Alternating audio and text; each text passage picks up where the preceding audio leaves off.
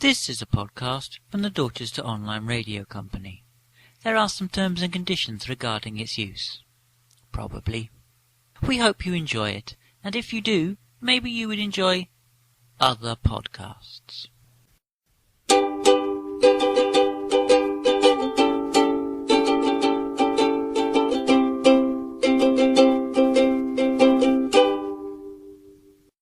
Welcome to the Dorchester Online Radio Company.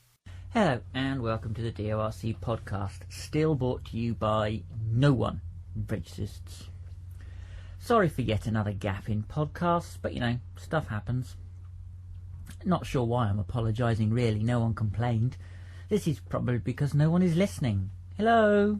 Anyone? Is there anyone there? No long intro this week, we all have better things to be doing with our time. Although, we will do a hello, I think. So hello to you if you're the person who hit our feed from Salzburg in Sweden. Holla. Oh, and can you all write us an iTunes review, please? I'm not fussed if you are rude. Actually, if you are going to write us a review, please try and make them as rude and surreal as you possibly can. I might read some of them out if they're funny, but do give us 5 stars. Any attention is good attention, my therapist always used to say. Although perhaps you should listen to this week's show before you make a decision about the number of stars. This week we have a clip for you from Generic Local Interest Programme. And now a quiz, a conundrum if you will. What's the difference between a Londoner and someone from Dorset? Londoners only think they're the centre of the country. Dorset people know they are. London people like to think that their own little town is the most important place. But we all know that this is untrue. You may think that not much comes from Dorset, but you'd be wrong. Take this advert from Dorset Tourism, for instance. Come to Dorset, home of Thomas Hardy and, I think Martin Clunes lives somewhere down this way. Oh, you like that Downton Abbey? Well, come and see where its writer Julian Fellows sometimes calls home. I think, Wales. That Hovis advert from the 80s with the baker's boy pushing his bike up the hill. You know, the one that's supposed to be set in the north? Well, that was filmed at Gold's Hill in Sherborne in Dorset. You should come. You should visit. It's nice. Dorset. Some things have happened here. Persuasive. I think you will agree. Anyway, we have always known that we are special. No, not in that way. But in today's show we meet someone from Dorset who is helping to shape opinions right across the country and has been doing so in secret for years. Today we meet Paul Fictive. Well, hello Paul, and thank you for showing us around your offices here in this secret location in the heart of Dorchester, near the cinema. Alright, my lover. Well, I'm not sure about that, but hey-ho. So you've asked us here today for what reason? Well, I thought it was about time that the biggest secret in British journalism was revealed. Oh my, so this is a DORC exclusive? Oh yes. We here at Fictive Industries have always supported local businesses, so I thought that we should give a local news source this scoop. Is this going to be bigger than phone hacking? In my opinion, no. After this revelation, do you think we will be needing another Leveson-style inquiry? Will it rock Fleet Street, if it still existed outside of lazy journalistic cliché, to its seemingly rotten core? Again, no. To be honest, I don't think you're going to be that surprised. When I show you what I want to show you, I think you will be about as surprised as you were when George Michael came out. Sorry, George Michael is gay? Yes. Have you not seen the video to Club Tropicana? Well, no, I haven't. Well, I think you need to educate yourself. Here, watch it on me phone.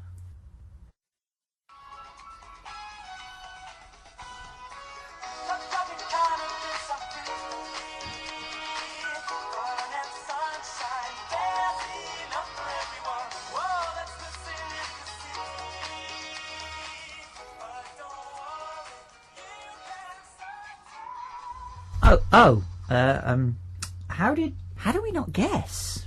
I think it was probably only you, mate. Right, where was I? You were going to show me something. Ah, yes.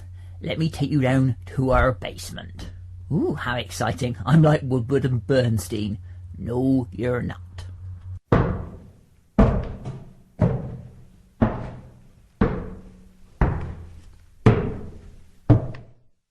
Is that it there under the cover? Oh, yes it is. Can I see it? Yes, you can. What is it? This machine writes all of the newspaper columns in the country. Let me introduce you to the Opinionator 3000. Ooh. And now, a word from our sponsor. Are you bothered by midges? Do they cause you some minor irritation? Do you wish to massively overreact and kill every single last one of them, even the ones that have nothing to do with your irritation and want nothing to do with your irritation, even going so far as to condemn those who irritate you? Then you need Gilad Sharon's Extermination Service. There is no justification for the midges being able to bite us with impunity. We need to flatten entire neighbourhoods of midges. Flatten all the midges. The Americans didn't stop with Hiroshima. The Japanese weren't surrendering fast enough, so they hit Nagasaki too. Gilad Sharon's Extermination Services, because those who don't learn from history and have very short memories are doomed to repeat it. The abused become the abusers. Well, welcome back to Local Interest Programme, and I'm here with Paul Fichteef. Alright. Before the break, you introduced me to the Opinionator 3000, which you claimed writes every newspaper column in the country. Can you explain how it works? Well, it's very simple. On the keyboard, you type in a subject that was in the proper news a day or two before, and then you twiddle these knobs. And what are they for? Well, this one is for which political side you want the article to come from. So, turn it left for a Guardian or Independent article, and all the way round to the right for the Mail, Sun, Star, Times, Telegraph, etc. What if you want something centre-y, sort of Lib Dem? Ah, right, yeah. That setting used to work, but it seems to be sort of broken at the moment.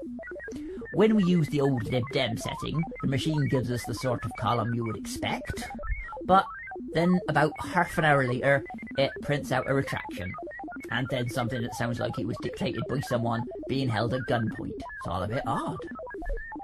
And what do these two levers do? Ah, one of those is for dialing up the rhetoric, and one cranks up the hyperbole. Interesting. So, why did you decide to build the machine?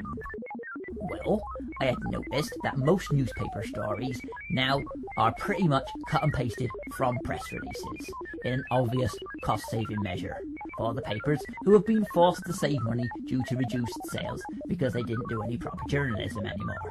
So they cut and pasted articles from press releases, which depresses their sales even more, so more staff are fired, and even less journalism takes place, so more copying and pasting, a sort of self-enforcing ring.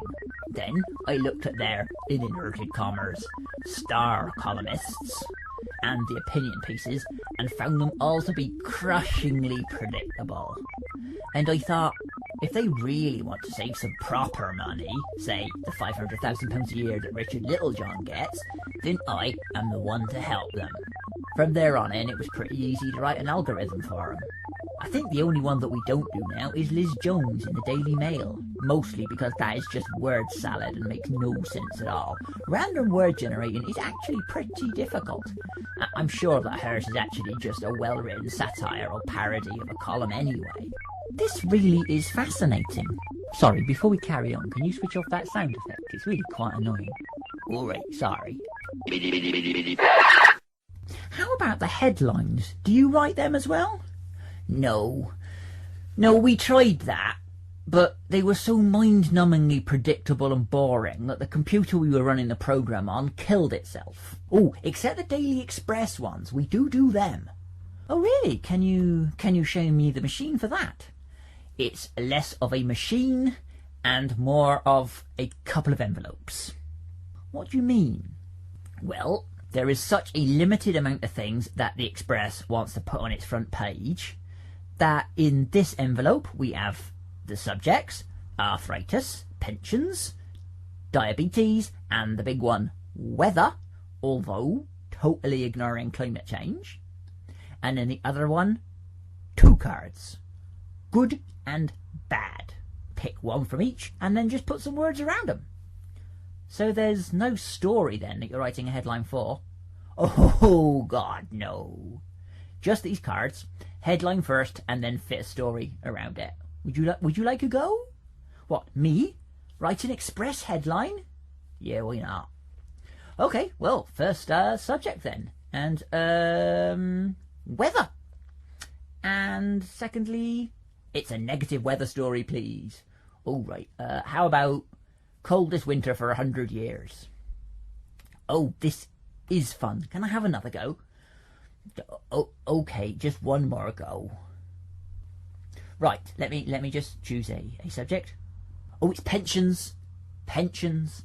And positive, we need a positive pension story, please. All right, millions due bigger pension. That's brilliant. Are you going to use these? Might as well. Keep a lookout for them in the next week or two. Well, thank you very much for your time. It has been most enlightening. Really, you are forming opinions around the country here. Thank you so much. Well, thank you very much for visiting. Now, get off my land.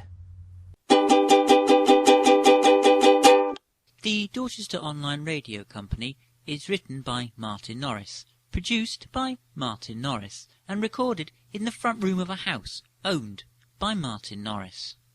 Please do feel free to give us a good review on iTunes, or Twitter and Facebook your friends to tell them about us. Thank you.